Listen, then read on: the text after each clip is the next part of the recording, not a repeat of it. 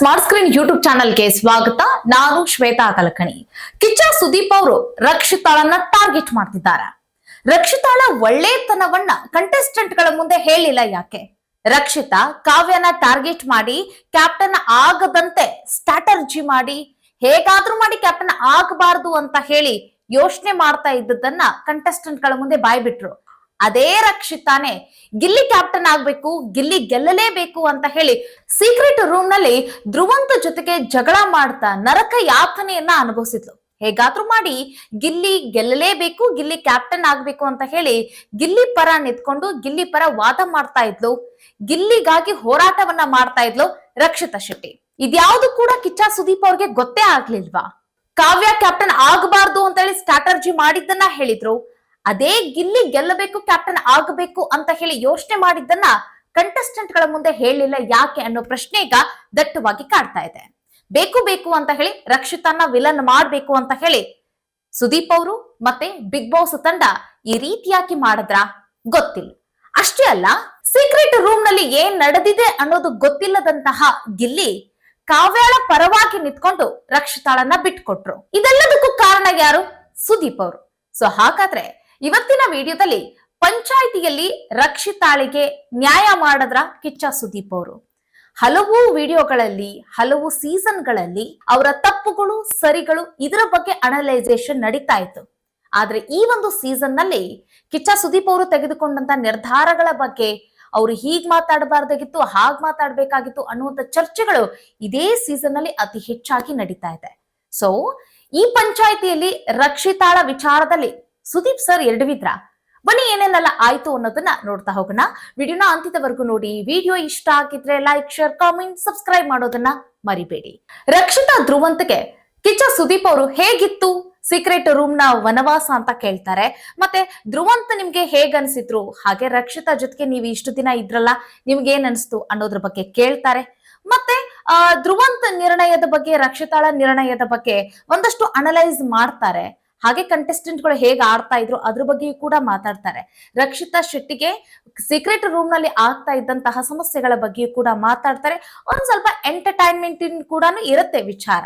ಅದಾದ ನಂತರ secret room ನಿಂದ ರಕ್ಷಿತಾ ಮತ್ತೆ ಧ್ರುವಂತನ್ನ ಅಂತಂದ್ರೆ ಈ ಕಂಟೆಸ್ಟೆಂಟ್ ಗಳು ಯಾರೆಲ್ಲ ನಾಮಿನೇಟ್ ಆಗಿದ್ರಲ್ಲ, ಸೊ ಅದ್ರ ಪೈಕಿ ಯಾರು ಸೇವ್ ಆಗಿರ್ತಾರ ನೋಡಿ, ಸೊ ಅವ್ರ ಮುಖೇನ ಅಂತಂದ್ರೆ ರಕ್ಷಿತಾ ಮತ್ತೆ ಧ್ರುವಂತ್ ಅವರು ಸೇವ್ ಒಂದು ಸ್ಲೇಟ್ ಅನ್ನ ಹಿಡ್ಕೊಂಡ್ ಬಂದು ಮಾಳುನ ಸೇವ್ ಮಾಡ್ತಾರೆ, ಮತ್ತೆ ಅಶ್ವಿನಿನ ಸೇವ್ ಮಾಡ್ತಾರೆ. ಸೇವ್ ಅಂತ ಹೇಳಿ ತೋರಿಸ್ತಾರೆ ನೋಡಿ. ರಕ್ಷಿತಾ ಮತ್ತೆ ಧ್ರುವಂತ್ ಅವರು ಬಿಗ್ ಬಾಸ್ ಮನೆ ಒಳಗಡೆ ಕಾಲ್ ಇಡ್ತಾ ಇದ್ದಂತೆ ಎಲ್ರಿಗೂ ಫುಲ್ ಖುಷಿಯಾಗಿ ಹೋಗ್ಬಿಡುತ್ತೆ.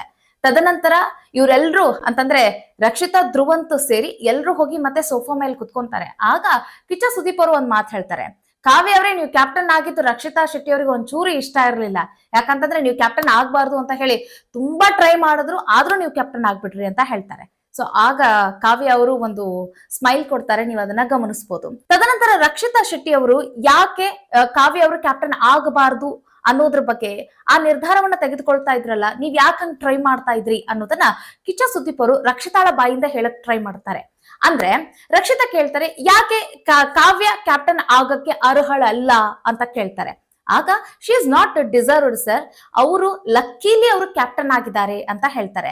ಒಂದ್ ವೇಳೆ ಸೂರಜ್ ಮತ್ತೆ ಕಾವ್ಯಾಳ ನಡುವೆ ಏನಾದ್ರೂ ಟಾಸ್ಕ್ ಅನ್ನ ಕೊಟ್ಟಿದ್ರೆ ಸೂರಜ್ ಕ್ಯಾಪ್ಟನ್ ಆಗ್ತಾ ಇದ್ರೆ ವಿನಃ ಕಾವ್ಯ ಆಗ್ತಾನೆ ಇರ್ಲಿಲ್ಲ, ಅವರು ಲಕ್ಕಿಲಿ ಆದ್ರು ಅಂತ ಹೇಳ್ತಾರೆ.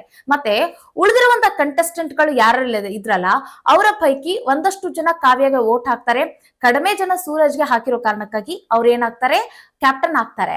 ಅದರಲ್ಲಿ ಯಾರೆಲ್ಲ ಕಾವ್ಯ ಪರವಾಗಿ ವೋಟ್ ಹಾಕಿದ್ರಲ್ಲ, ಅವರಲ್ಲಿಯೂ ಸಹಿತ ಕಾವ್ಯ ಡಿಸರ್ವ್ಡ್ ಇಲ್ಲ ಅನ್ನೋದ್ರ ಬಗ್ಗೆ ಅವ್ರಿಗೆ ಒಂದು ಯೋಚನೆ ಇದೆ. ಆದ್ರೂ ಸಹಿತ ಅವ್ರು ಏನಕ್ಕೆ ಕಾವ್ಯಗೆ ವೋಟ್ ಹಾಕಿದ್ರು ಅನ್ನೋದ್ರ ಬಗ್ಗೆ ಗೊತ್ತಿಲ್ಲ. ಅವರು ಗುಡ್ ಬುಕ್ ನಲ್ಲಿ ಇರೋಕೆ ಟ್ರೈ ಮಾಡ್ತಾ ಇದ್ದಂಗೆ ಕಾಣಿಸ್ತಾ ಇದೆ ಅನ್ನುವಂತಹ ರಿಯಾಲಿಟಿನ ಅವ್ರು ಹೇಳಿದ್ರು. ಯಾಕಂತಂದ್ರೆ ನೀವು ಗಮನಿಸಿ, ರಘು ಅವರಿಗೆ ಏನು ಕಾವ್ಯ ಅವ್ರೇನು ಕ್ಯಾಪ್ಟನ್ ಆಗ್ಬೇಕು ಅನ್ನೋ ರೀತಿಯಾಗಿಲ್ಲ, ಅವ್ರಿಗೆ ಡಿಸರ್ವ್ಡ್ ಇಲ್ಲ ಅನ್ನೋದು ಅವ್ರಿಗೆ ಗೊತ್ತಿದೆ. ಮತ್ತೆ ಒಂದಷ್ಟು ಜನ ಸೊ ಇವರೆಲ್ಲ ಸರ್ಪ್ರೈಸಿಂಗ್ ಆಗಿ ವೋಟ್ ಹಾಕಿದ್ರಲ್ಲ, ನನಗೆ ಅದೇನೋ ಇಷ್ಟ ಆಗ್ಲಿಲ್ಲ ಅಂತ ಹೇಳಿ ಡೈರೆಕ್ಟ್ ಆಗಿ ಹೇಳ್ತಾರೆ. ಸೊ ಈ ಒಂದು ವಿಚಾರ ಮತ್ತೆ ಒಂದಿಷ್ಟು ಅನಲೈಸೇಷನ್ ಹೆಂಗ್ ಹೋಗುತ್ತೆ ಅಂತಂದ್ರೆ, ಒಂದಷ್ಟು ಅನಲೈಸೇಷನ್ ಹೆಂಗ್ ಹೋಗುತ್ತೆ ಅಂತಂದ್ರೆ, ಸುದೀಪ್ ಅವರು ಉಳಿದಂತ ಕಂಟೆಸ್ಟೆಂಟ್ ಗಳಿಗೆ ಕೇಳ್ತಾರೆ, ಹಾಗಾದ್ರೆ ನೀವೆಲ್ಲ ವೋಟ್ ಹಾಕಿದ್ರಲ್ಲ, ಸೊ ನೀವೆಲ್ಲ ಪೆದ್ದುಗಳು, ನೀವು ಕರೆಕ್ಟ್ ಆಗಿ ವೋಟ್ ಹಾಕಿಲ್ಲ, ಯಾರು ಕಾವ್ಯ ಕ್ಯಾಪ್ಟನ್ ಆಗ್ಲಿಕ್ಕೆ ಅರ್ಹಳಲ್ಲ ಅಂತ ಹೇಳಿ ಈಗ ರಕ್ಷಿತಾ ಹೇಳ್ತಿದ್ರೆ ನೀವೆಲ್ಲ ಒಪ್ಕೊಳ್ತೀರಾ ಅಂತ ಕೇಳ್ತಾರೆ. ಸೊ ಆಗ ರಕ್ಷಿತಾನ ಪರವಾಗಿ ಯಾರು ಕೂಡ ನಿಂತ್ಕೊಳ್ಳಲ್ಲ, ಇಲ್ಲ ಸರ್ ಕಾವ್ಯ ಡಿಸರ್ವ್ಡ್, ಸೊ ಹಾಗಾಗಿ ಕಾವ್ಯಗೆ ನಾವು ವೋಟ್ ಹಾಕಿದೀವಿ, ರಕ್ಷಿತಾ ಅದೇನೋ ಭ್ರಮೆಯಲ್ಲಿ ಮಾತಾಡ್ತಾ ಇದ್ದಾರೆ ಅನ್ನೋ ರೀತಿಯಾಗಿ ಪೋಟ್ರೆ ಮಾಡ್ಬಿಡ್ತಾರೆ. ಸೊ ರಕ್ಷಿತಾ ಶೆಟ್ಟಿಗೆ ಇಲ್ಲಿ ಕಿಚ್ಚ ಸುದೀಪ್ ಅವರು ಒಂದ್ ಮಾತು ಹೇಳ್ತಾರೆ ನೋಡಿ, ಅವ್ರವರ ಜಾಣ್ಮೆಗೆ ಬಿಟ್ಟಂತ ವಿಚಾರ. ಸೊ ಈಗ ಕಾವ್ಯ ಡಿಸರ್ವ್ ಅಂತ ಹೇಳಿ ಅವ್ರಿಗೆ ಅನ್ಸಿದೆ, ನಿಮಗ ಅನ್ಸಿಲ್ಲ, ಅಷ್ಟೇ ಬಿಟ್ಟಾಕಿ ಅಂತ ಹೇಳ್ತಾರ ಅವರು. ಅಷ್ಟೇ ವಿಷಯ ಇಲ್ಲಿ. ಕಾವ್ಯ ರಕ್ಷಿತಾ ಶೆಟ್ಟಿಗೆ ಡಿಸರ್ವ್ ಅನ್ಸಿಲ್ಲ ಅಂತಂದ್ರೆ ಇದು ರಕ್ಷಿತಾ ಶೆಟ್ಟಿಯ ಪರ್ಸೆಪ್ಷನ್ ಆಗಿದೆ, ಉಳಿದವರ ಪರ್ಸೆಪ್ಷನ್ ಕಾವ್ಯ ಡಿಸರ್ವ್ ಅಂತ ಇದೆ. ಸೊ ಅಷ್ಟೇ ಅಲ್ವಾ. ಅದ್ರಲ್ಲಿ ಇಲ್ಲಿ ಸುದೀಪ್ ಅವ್ರು ಏನ್ ಹೇಳ್ಬಿಡ್ತಾರೆ ಅಂತಂದ್ರೆ, ನೀವ್ ಯಾಕೆ ಎಲ್ರನ್ನೂ ತಪ್ಪು ನಾನೊಬ್ಳೆ ಸರಿ ಅಂತ ಯಾಕೆ ಹೇಳ್ತೀರಾ ಅಂತ ಹೇಳ್ತಾರೆ.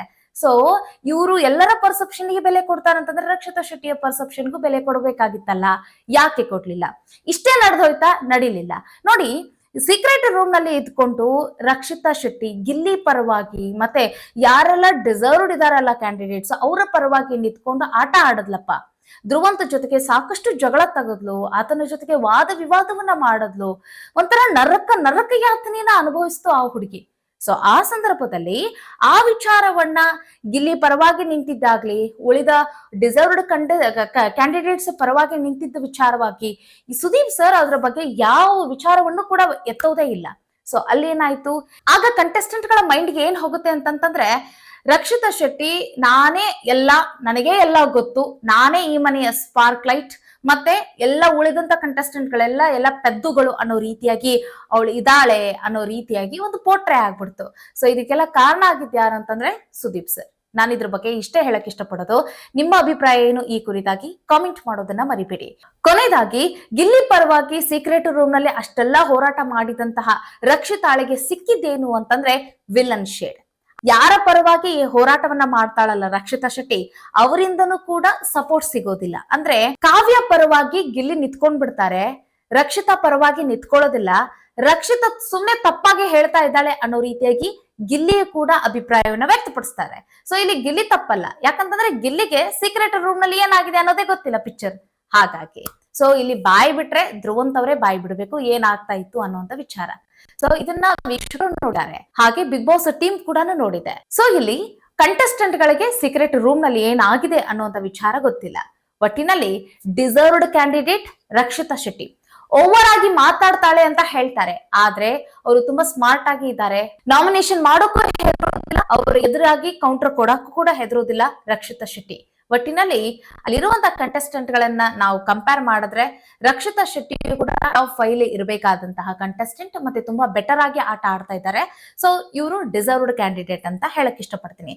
ಸೊ ಈ ವಿಚಾರದಲ್ಲಿ, ಈ ಅನಲೈಸೇಷನ್ ಅಲ್ಲಿ ನಿಮ್ಮ ಅಭಿಪ್ರಾಯ ಏನು ಕಾಮೆಂಟ್ ಮಾಡೋದನ್ನ ಮರಿಬೇಡಿ.